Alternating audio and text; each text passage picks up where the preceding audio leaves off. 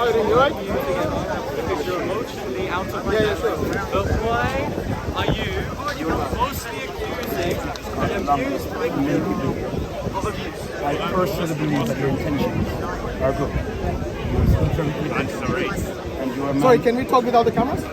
If you really want to have a serious discussion, because we don't want these people here, especially the Christian crowd. Not public, The because Christian we all crowd, know, we all know the scandals of pride. We all know the scandals of pride. Stop it. Listen. Listen to your elders. Let's go somewhere. No. Away from the camera. Let's walk. I don't want a drama. Let's walk. Pride is a private scandal. And ladies and gentlemen, my respect for Nando's television. They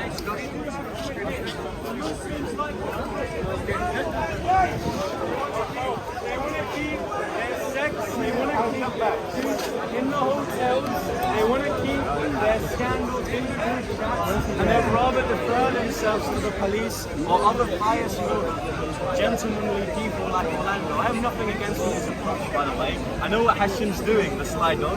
What he's doing is finding someone who would actually, because he's a better person than myself, have a quiet discussion. My issue with that approach is that, ladies and gentlemen, they're able to segregate themselves from a challenge, they're able to segregate themselves from actually facing the accusations that they're accused of by exploiting nice people. So, Hashim, why are you complicit in the misogyny of the 72 dahis on a Muslim group chat? It seems like you're complicit in the very thing that you accuse Islam of not guilty of. So, I'll try it again. If you want to report me to the police, have at it. I'd prefer to be arrested. This is still talking to Orlando.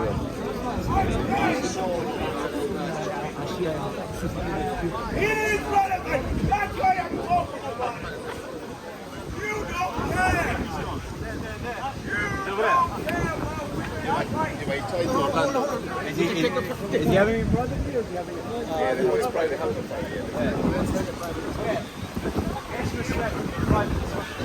But here's the thing. A lot of religious leaders like to have issues of piracy and speaker's corner. And that's a good thing, right? It's not about drama and we shouldn't let it be. Sometimes I kind of like it, but that's just because I'm young. So what we'll do, ladies and gentlemen, is we'll allow them to have his private discussion on his motivations and speaker's corner. But just like the Muslims accusing him of this crime, he should be public about the accused crimes that I imagine he wouldn't want to proudly admit of. Who the hell, even the Muslims at Speaker's Corner, ladies and gentlemen, would like to run away from the fact that their religion intrinsically teaches them to be misogynistic towards women? That's why, in response to the accusation I gave to the Muslims at Speaker's Corner, he said, and I quote, "The abuse of women within a marriage cannot happen because it is the obligation of every wife within an Islamic marriage to have sex whenever the husband wants it." So it's very clear to me that even in its radical form, Islam is complicit in the type of behaviors that Hashim's in. And before we even exegete any passages of Quran or commentaries or books on fiqh, I want any Muslim at Speaker's Corner, not the honest ones online actually fighting in the big fights. I want any Muslim at Speaker's Corner, ladies and gentlemen, to condemn Ali Dawa, Hashim, and Mohammed Hijab, the creep himself, for exploiting, firstly, the funds of Muslims that wanted to generally see debaters defend their faith.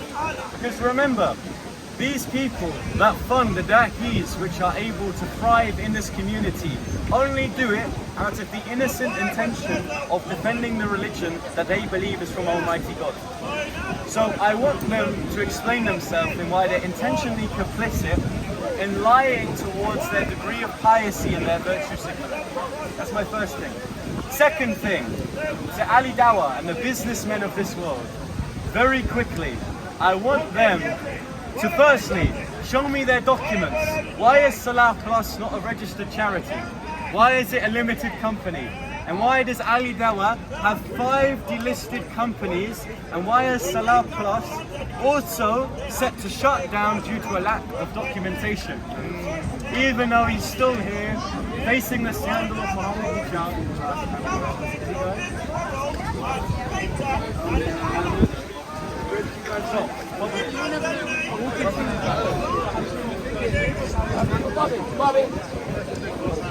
Orlando, listen, Bobby. I'm going to say something. Yes. Bob, I'm going to say something. Hear me carefully.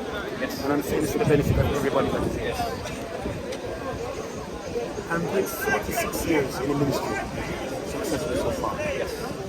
And 30 years as speaker scholar. The Bible itself ordains to, if possible, live peaceful with all men. Our journey in evangelism is to speak to people about God and to bring souls to the kingdom. I understand you may have a dilemma with a particular issue on a topic, but we need to reach that space where whatever is extra speaker's corner needs to be resolved out when it comes here. There are more people need to hear that. Because it becomes a situation where arrest, fights, and we have to stop it.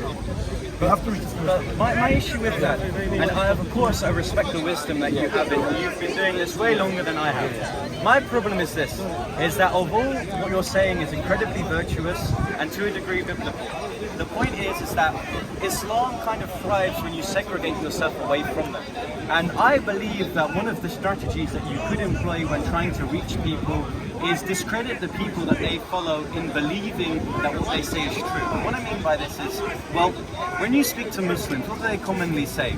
If you give them an argument that they potentially can't answer, because not everyone is learned in the religion that they kind of dwell in, they'll say, well, there's other people here, they'll say Muhammad Hijab, Ali Dawa, Hashim, and so on and so forth, that knows the religion better than I, and I have faith that they could resolve the issues that you're giving me. So one of the barriers that I've seen in my very brief time of being here is that Muslims like to, without any just reason, refer to people that they believe know more than them.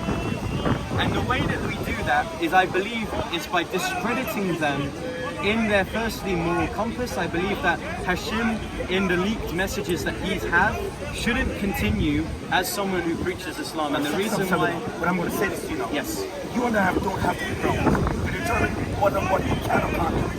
Why? Because we're not the police of Islam. We are God's mouthpiece and His manservant. What excites me the most? Christianity has to become personal. Why? God rescued me. Love me when I couldn't love myself. Me of myself would never be here. God has to be in me for me to be here. Jesus says, everything they do to you, they did to me first. What am I here for? The kingdom of God. My job is to make sure no human being that comes within my dwelling goes without hearing the love of God. And that's what we need to strive on. Anything else, Brother Hashim, let's go to the side, let's reason about something. Accept But that's what he wants. No, hold on. We do not accept that that's what he wants. If you want to go aside with whatever discussion, fine. But the policing of men around you and in my virtue, I think this is it.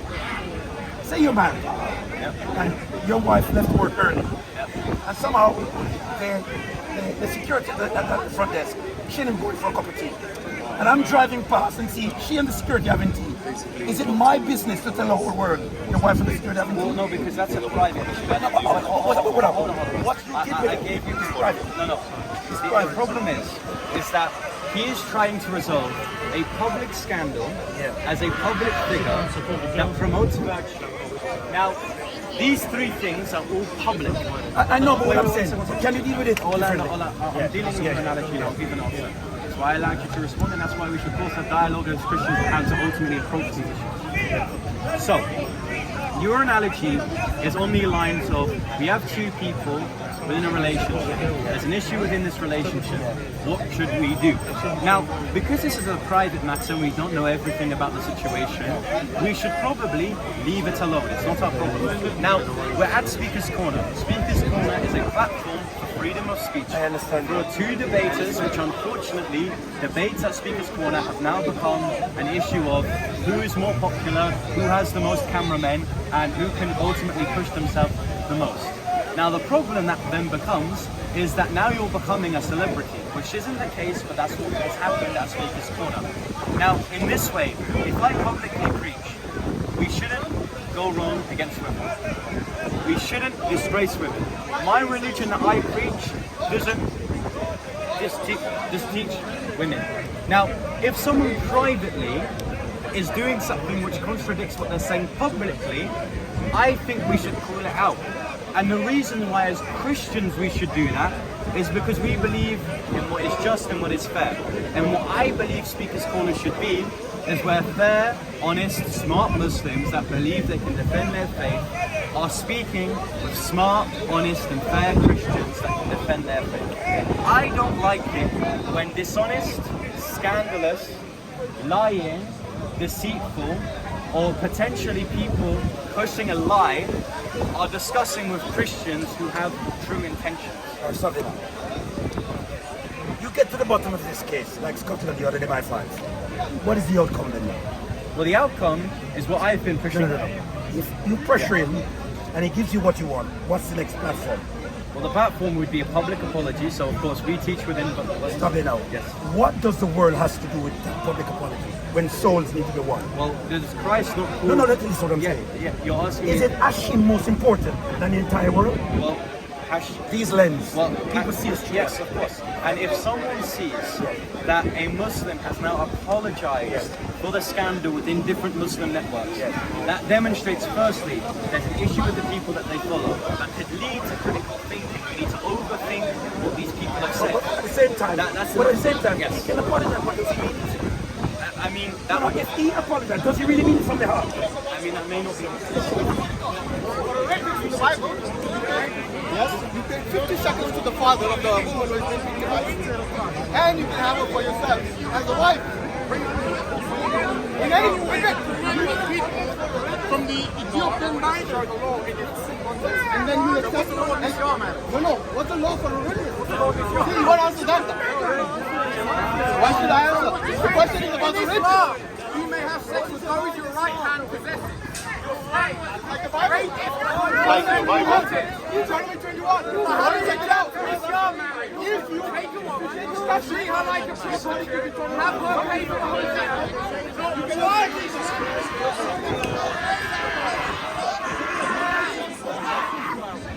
That's